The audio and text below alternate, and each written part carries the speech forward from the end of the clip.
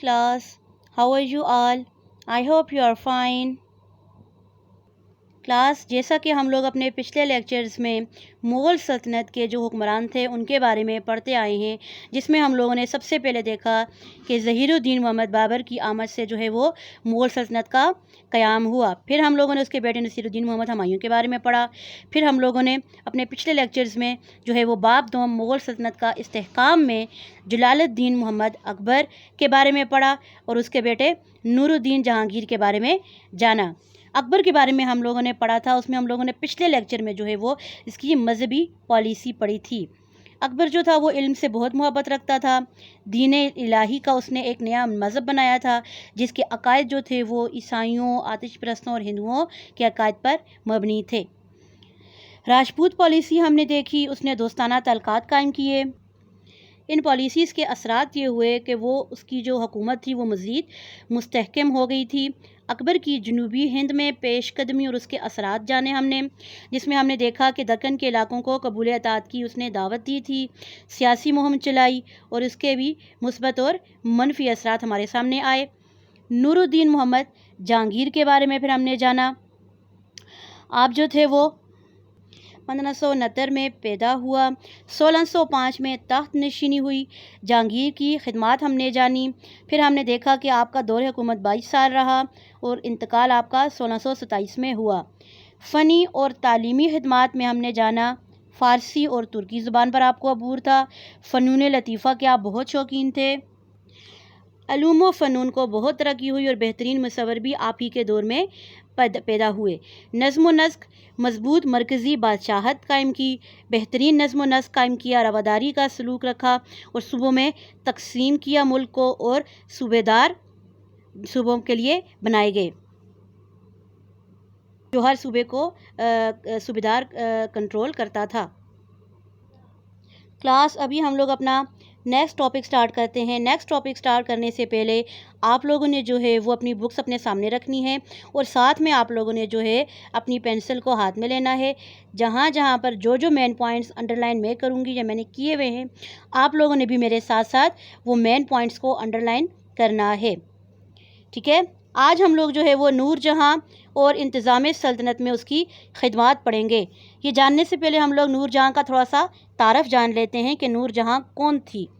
نور جہاں کا اصل نام کیا تھا اور وہ کس کی بیٹی تھی؟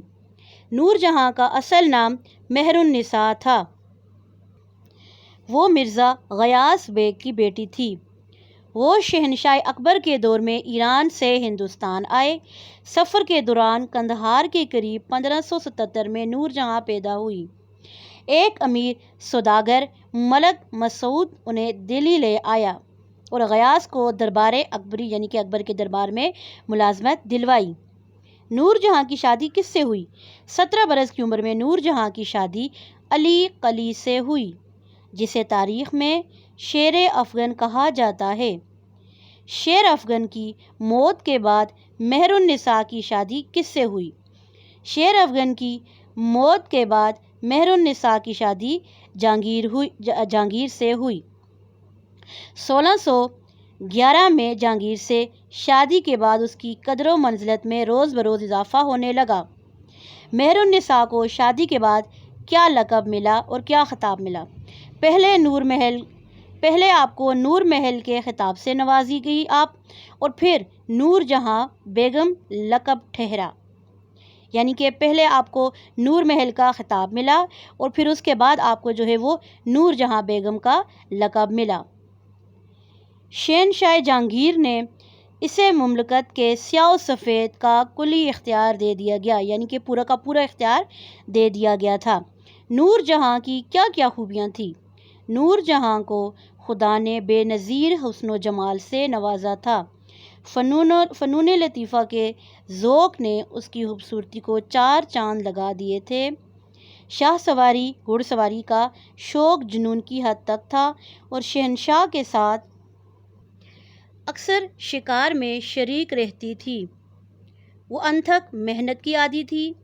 حاجت مند اور نادار اس کی سخاوت سے فیض یاب ہوتے اور بے سہارا خواتین کو اس کی سرپرستی حاصل تھی۔ انتظام سلطنت میں نور جہاں کا کردار۔ جہانگیر نے شادی کے فوراً بعد نور جہاں کو حکومت کے اختیارات دے دیے۔ نور جہاں کب تک حکمران رہی؟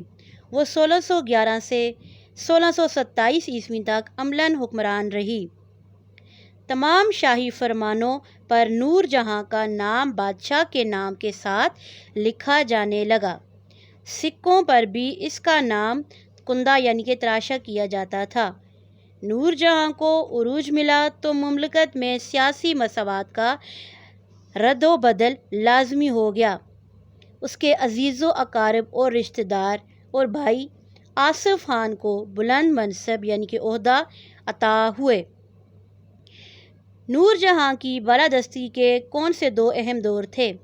نور جہاں کی بالادستی کا دور دو واضح حصوں میں تقسیم کیا جا سکتا ہے۔ پہلا حصہ 1611 سے 1622 تک اور دوسرا حصہ 1622 عیسوی سے 1627 عیسوی تک ہے۔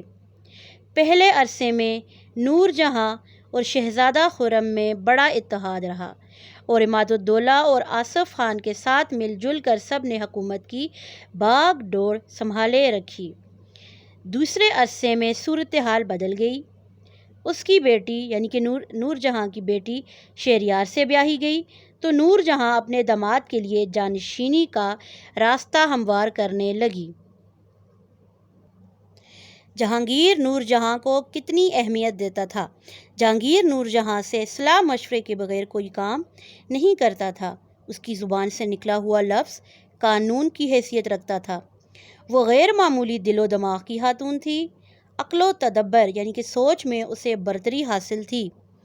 امور سلطنت کے کاموں پر بہت غور و خوض کیا کرتی اور کمال ہوش مندی سے نتیجے تک پہنچتی۔ اپنے فیصلوں پر فوری مؤثر کرواتی تھی۔ نور جہاں کا ثقافتی ترقی میں حصہ۔ نور جہاں کی ادبی خدمات کیا تھیں؟ نور جہاں ادبی ذوق کی مالک تھی۔ آپ فارسی ادب کو پسند کرتی تھی اور اکثر اشعار سنایا کرتی تھی۔ اس نے ایسے اچھے اشعار کہے کہ آج بھی ان کی تعریف کی جاتی ہے۔ جہانگیر بھی شعر کے شوقین تھے، اس لیے اس دور میں ادب کے میدان میں کافی پیش رفت ہوئی۔ نور جہاں نے بناؤ سنگار میں کیا خدمات پیش کیں؟ نور جہاں نے نئے فیشن ایجاد کیے۔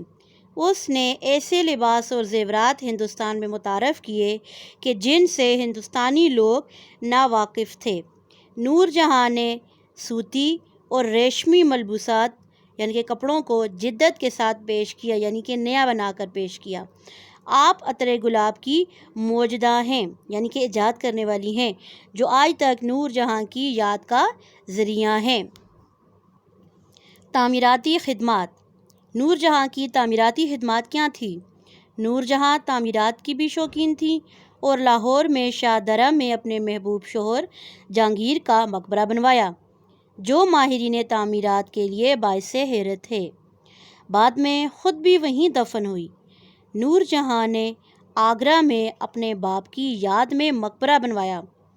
اس عمارت کو سفید قیمتی پتھر استعمال کیے گئے۔ اس مقبرے کی خوبصورتی سے نور جہاں کی لطیف مزاجی اور فنون لطیفہ میں دلچسپی کا اندازہ ہو جاتا ہے۔ جہانگیر کی نظام عدل میں دلچسپی۔ جہانگیر بے حد انصاف پسند تھا۔ آپ ہمیشہ اپنی رعایا کی شکایات کو سننا پسند کرتے تھے۔ ہر شکایت پر انصاف کے مطابق لازمی کارروائی کیا کرتا تھا۔ زنجیر عدل کیا تھی؟ شکایات سننے کا ایک مخصوص طریقہ کار بھی تھا۔ آگرہ میں اس نے محل کے صدر دروازے پر زنجیر عدل لٹکائی جس میں 60 گھنٹیاں لگائی گئی تھیں۔ جس کو بھی انصاف کی ضرورت ہوتی تو زنجیر کو ہلاتا اور اس کو عدل و انصاف دیا جاتا تھا۔ جہانگیر کے عدل کا کوئی واقعہ بیان کریں۔ جہانگیر کے عدل کا یہ عالم تھا کہ ایک دفعہ ایک بڑھیا نے مقرب خان جو کہ شہنشاہ کا متعمد خاص یعنی کہ قابل اعتماد بندہ تھا، قابل بھروسہ شخص تھا دربار کا اور سلطنت مغلیہ کا اہم رکن تھا، اس کے خلاف شکایت کی۔ جہانگیر نے اس کی شکایت کو مد نظر رکھتے ہوئے تحقیقات کا حکم دے دیا اور جب مقرب خان کے نوکر پر جرم ثابت ہو گیا تو اسے قتل کروا ڈالا اور مقرب خان کے عہدے میں بھی کمی کر دی گئی۔ جب جہانگیر کوئی فیصلہ خصوصاً عدل کے متعلق کرتا تو کوئی بھی اس کے فیصلے پر اثر انداز نہیں ہو سکتا تھا۔ جہانگیر نے کتنے سال حکومت کی اور کب انتقال ہوا؟ جہانگیر نے 22 سال حکومت کی۔ 1627 میں کشمیر سے واپسی پر جہانگیر کا انتقال ہو گیا اور وہ شاہدرہ لاہور میں دفن ہے۔ شہاب الدین شاہ جہان کا دور حکومت، مغلیہ دور کا سنہری زمانہ۔ شہاب الدین شاہ جہان کون تھا اور وہ کب پیدا ہوا؟ شاہ جہان جہانگیر کا بیٹا تھا، اس کا اصل نام خرم تھا۔ وہ 5 جنوری 1592 کو لاہور میں پیدا ہوا۔ شاہ جہان کو کس چیز کا شوق تھا؟ شاہ جہان کو بچپن سے ہی علم و ادب کے ساتھ ساتھ شاہ سواری یعنی کہ گھڑ سواری اور نشانہ بازی سے بھی دلچسپی تھی۔ اس کی شادی کس سے ہوئی؟ اس کی شادی آصف خان کی بیٹی، آصف خان جو کہ نور جہاں کا بھائی تھا، اس کی بیٹی ارجمند بانو بیگم سے ہوئی جو تاریخ میں ممتاز محل کے نام سے مشہور ہے۔ شاہ جہان کب تخت نشین ہوا؟ جہانگیر کے انتقال کے بعد شاہ جہان 4 فروری 1628 کو ابو المظفر شہاب الدین محمد شاہ جہان بادشاہ غازی کے لقب سے تخت نشین ہوا۔ شاہ جہان کے دور کو مغلیہ دور کا سنہری زمانہ کیوں کہا جاتا ہے؟ شاہ جہان کے دور کو مغلیہ دور کا سنہری زمانہ اس لیے کہا جاتا ہے کیونکہ اس دور میں مغلیہ سلطنت اپنے عروج کو پہنچ چکی تھی اور ملک بھر میں امن و امان اور خوشحالی کا دورہ تھا۔ نظم و نسق: شاہ جہان کا مرکزی بادشاہت کا نظام کیسا تھا؟ شاہ جہان نے مرکزی بادشاہت کا نظام قائم کر رکھا تھا اور بادشاہی اصل اختیارات کا سرچشمہ تھا۔ اس نے جہانگیر کا انتظامی ڈھانچہ چند اصلاحات کے ساتھ جاری رکھا۔ اس نے صوبوں میں بعض انتظامی تبدیلیاں بھی کی۔ وہ 22 صوبوں پر مشتمل سلطنت کا حاکم تھا۔ ان صوبوں کی سالانہ آمدنی 45 کروڑ روپے تھی۔ شاہ جہان بذات خود کیسا انسان تھا؟ شاہ جہان انتہائی دیانتدار، محنتی اور مستعد افراد کو اعلیٰ عہدوں پر فائز کرتا تھا۔ وہ سرکاری حسابات کی خود پڑتال کرتے۔ اس کے بہترین نظم و نسق کے نتیجے میں ایک پرگنہ یعنی کہ ضلع سے تقریباً 10 لاکھ کی رقم سرکاری مد میں وصول کی جاتی۔ اکبر کے زمانے میں یہ رقم 3 لاکھ تھی۔ شاہ جہان نے مالیاتی نظام میں کیا اصلاحات پیش کیں؟ شاہ جہان ایک بہترین مالیاتی نظام کا قیام عمل میں لایا تھا۔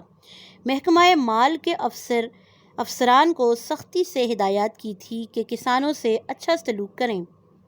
آمدنی کے بڑے بڑے ذرائع کیا تھے؟ آمدنی کے بڑے بڑے ذرائع میں جائیداد کی خرید و فروخت کا محصول، مختلف پیشوں اور تجارت پر ٹیکس، ہندوؤں پر ٹیکس، سرکاری فیس، چندے اور تحائف وغیرہ شامل تھے۔ نظام انصاف کو مؤثر بنانے کے لیے شاہ جہان نے کیا اقدامات کیے؟ نظام انصاف کو مؤثر بنانے کے لیے شاہ جہان نے اہل اور قابل قاضیوں کا تقرر کرتا تھا، تمام لوگوں کو یکساں حیثیت دی تھی، مجرموں کو عبرتناک سزائیں دینے کی وجہ سے جرائم کم تھے، آخری اپیل بادشاہ کو کی جاتی تھی۔ شاہ جہان نے بدھ کا دن انصاف کے لیے مقرر کیا تھا۔ اس دور میں فوجداری نظام کیسا تھا؟ فوجیوں کی کل تعداد تقریباً 4,40,000 تھی۔ صوبے انتظامی طور پر کئی اکائیوں میں تقسیم کیے گئے تھے۔ اہم صوبائی افسروں میں صوبیدار، صوبائی دیوان، فوجدار اور کوتوال وغیرہ شامل تھے۔ صوبائی دیوان، صوبائی افسر مال۔ کلاس یہاں تک ہمارا لیکچر مکمل ہو گیا ہے۔ تو آج ہم لوگوں نے کس کے بارے میں پڑھا تھا؟ نور جہاں۔ نور جہاں اور انتظام سلطنت میں اس کی خدمات جانی تھی کہ آپ 1577 میں پیدا ہوئیں۔ آپ کے والد دربار اکبری میں ملازم تھے۔ 17 برس کی عمر میں آپ کی علی کلی یعنی کہ شیر افغن سے شادی ہوئی اور کچھ عرصے بعد آپ کی وفات ہو گئی۔ 1611 میں آپ کی شادی جہانگیر سے دوسری شادی ہوئی۔ آپ کو نور محل کا خطاب ملا اور پھر نور جہاں کا لقب دیا گیا۔ آپ کو مملکت کا پورا اختیار دیا گیا اور آپ بے پناہ صفات کی مالک تھیں۔ انتظام سلطنت میں نور جہاں کا کردار پڑا۔ 1611 سے 1627 کا دور حکومت رہا آپ کا۔ سکوں پر بھی آپ کا نام گندہ کیا جاتا تھا۔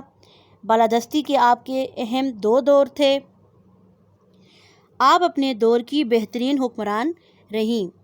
نور جہاں کا ثقافتی ترقی میں حصہ ہم نے پڑھا کہ آپ ادبی ذوق کی مالک تھی۔ آپ کو ادب سے بہت لگاؤ تھا اور آپ ایک بہترین شاعرہ تھی۔ آپ ایسے اشعار کہا کرتی تھی جو آج تک قابل تعریف سمجھے جاتے ہیں۔ نت نئے فیشن عورتوں کے لیے آپ نے متعارف کروائے۔ نئے قسم کے جو لباس تھے ان میں جدت لا کر نیا کر کے پیش کرتی تھیں آپ۔ عطر گلاب کی موجدہ تھی۔ آپ نے عطر گلاب کو ایجاد کیا تھا۔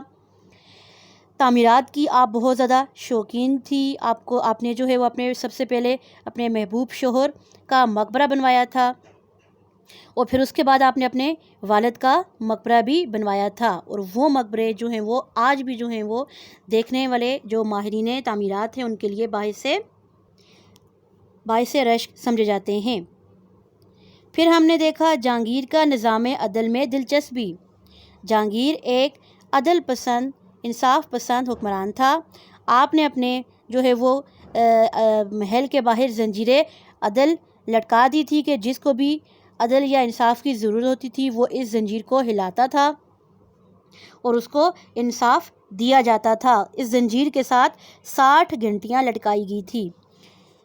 آپ نے 22 سال تک حکومت کی۔ 1627 میں آپ کا انتقال ہوا۔ شاہدرہ لاہور میں آپ کا مقبرہ پایا جاتا ہے۔ پھر ہم نے شہاب الدین شاہ جہاں کا دور حکومت پڑھا۔ ہم نے جانا کہ 5 جنوری 1529 کو آپ لاہور میں پیدا ہوئے۔ علم و ادب، شاہ سواری اور نشانہ بازی کے شوقین تھے۔ ارجمند بانو بیگم سے آپ کی شادی ہوئی جن کو تاریخ میں ممتاز محل کے نام سے جانا جاتا ہے۔ 1628 کو آپ تخت نشین ہوئے اور یہ آپ کے دور کو مغلیہ دور کا سنہری زمانہ کہا جاتا ہے، کیونکہ اس دور میں مغلیہ سلطنت جو تھی وہ اپنے پورے عروج تک پہنچ چکی تھی، یعنی کہ ملک بھر میں امن و امان اور خوشحالی کا دورہ پایا جاتا تھا۔ پھر ہم لوگوں نے نظم و نسق جانا، انتظامی حالات دیکھے۔ شہاب الدین شاہ جہاں کے دور حکومت میں 22 صوبوں میں ملک کو تقسیم کیا گیا تھا۔ دیانتدار اور محنتی افسران کو اعلیٰ عہدوں پر فائز کیا گیا تھا۔ بہترین اور کامیاب نظم و نسق قائم کیا گیا ملک میں، یعنی کہ جو ہر ایک صوبے جو 22 صوبوں میں تقسیم کیا گیا تھا ان صوبوں کی سالانہ آمدنی جو تھی وہ 45 کروڑ تھی۔ پھر ہم نے جانا کہ 4,40,000 کی فوج اس نے بنائی تھی۔ صوبے جو تھے وہ انتظامی طور پر جو ہے وہ کئی یونٹس میں یا اکائیوں میں تقسیم کیے ہوئے تھے، اور اہم صوبائی افسروں میں صوبیدار اور صوبائی دیوان اور فوجدار اور کوتوال وغیرہ شامل تھے۔ فوجداری نظام میں انہوں نے مزید بہتری کی تھی۔ کلاس ابھی آپ لوگوں کا گھر کا کام کیا ہے کہ جتنا بھی سبق میں نے آپ لوگوں کو آج پڑھایا ہے اس کے جو اہم نکات ہیں آپ نے اس کو انڈر لائن کرنا ہے اور نئے الفاظ کے معنی بھی کتاب کے اوپر ہی لکھنے ہیں، ٹھیک ہے، اور ان اہم پوائنٹس کو آپ لوگوں نے یاد بھی کرنا ہے، ٹھیک ہے، اور اس کے ساتھ آپ لوگوں نے مجھے جو ہے وہ اس کی پکچرز سینڈ کر دینی ہے۔ جن اسٹوڈنٹس کا کوئی ایشو آ رہا ہے ہوم ورک سینڈ کرنے میں یا ہمیں سینڈ نہیں ہو پا رہا تو آپ لوگ اپنا ہوم ورک کا ریکارڈ اپنے پاس لازمی رکھیں، ٹھیک ہے، تاکہ کسی بھی ٹائم ہم لوگ آپ سے وہ ہوم ورک منگوا سکتے ہیں۔ ٹھیک ہے. اسی طرح آپ لوگ نے جو ہے وہ اہم نکات کو پینسل کے ساتھ انڈر لائن کرنا ہے کتاب کے اوپر ہی، اور جو معنی آپ نے لکھنے ہیں، جو ٹرمز ہیں یا جو میننگز لکھنے ہیں آپ نے، وہ بھی آپ لوگوں نے بک کے اوپر ہی رائٹ کرنے ہیں. ٹھیک ہے class? Okay, thank you so much. اللہ حافظ.